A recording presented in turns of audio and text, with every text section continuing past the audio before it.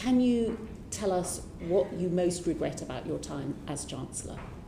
I actually, when it comes to fiscal policy, I think I was getting criticism for tightening fiscal policy ahead of others, because I specifically made the point about inflation and interest rate risk at a time when many people were telling me I could rely on rock bottom interest rates forever and borrowing was fine and we could spend what we liked. And I didn't think that was right, said that it wasn't right, and that's why I think in spring of 2021, I talked about it towards the end of 2020, and in spring 2021 introduced a set of measures to actually start putting the public finances on a much more sustainable track. And at the time, many people said that we were the first country to do that and it wasn't necessary. So I think on that, actually, I'm proud of the record that I have. No one gets these things perfectly right.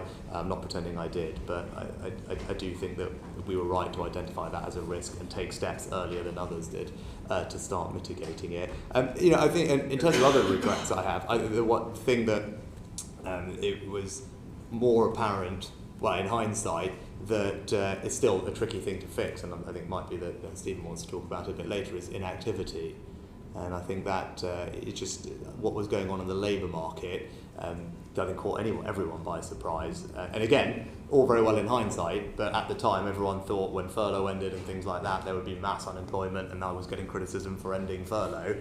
That wasn't the issue, and the issue was very much on the other end, where the labour market was not as large as we would like it to be.